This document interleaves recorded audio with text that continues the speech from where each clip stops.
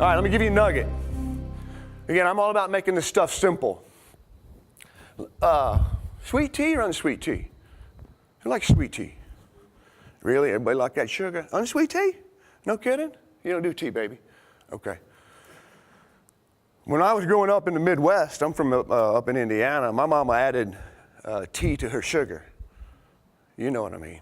So, frankly, I don't care if you like unsweet tea or sweet tea. What I want you to remember is tea, tea, tea. I want you to write that down somewhere. E-A. It's an acronym, you ought to know, but the most important part I want you to put is the equal signs. That's the most important part to this little exercise. Now, this is a takeaway. This is one way that we try to help people understand what emotional intelligence is all about. T, what do you think it stands for? What are we talking about today? We're talking about thoughts and emotions. T stands for thoughts. Okay? T stands for thoughts. Now, what do you think the equal sign means? Yeah, if I was doing a root cause analysis, the E is a result of the T. So E is emotions. New business. We never saw emotions before. I'm going to show you some science now. It's going to get inside your head. It's going to trick you out. A stands for action, behavior, performance. And here's what we know. Each one of these are long, wide, deep, and high. You know, this is typically where we're at. We're looking at someone's actions or their behavior. Well, if you use this model, the equal sign, an action is a direct result of what? An emotional state. Emotions. Emotions with the equal sign are a direct result of what? Thoughts.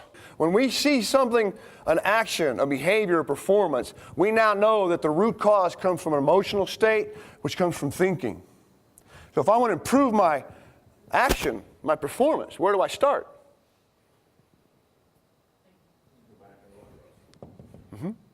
Yeah.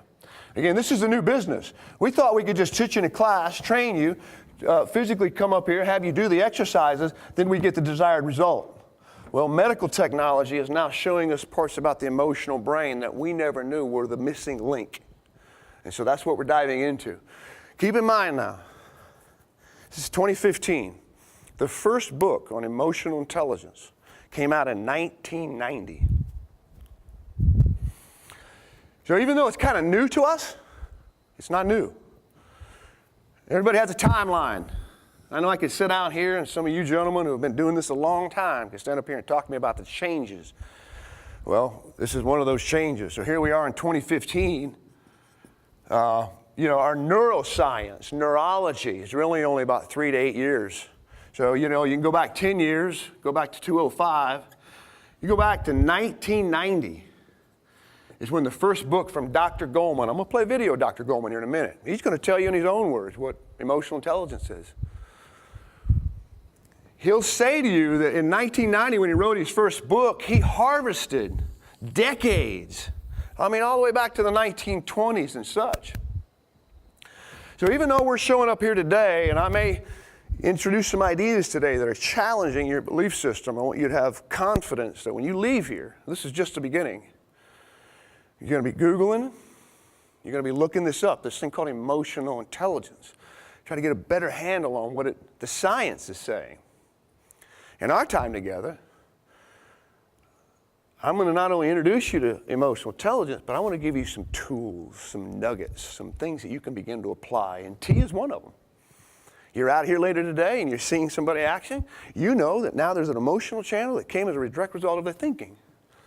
So you're going to ask yourself a lot, wow, what are they thinking?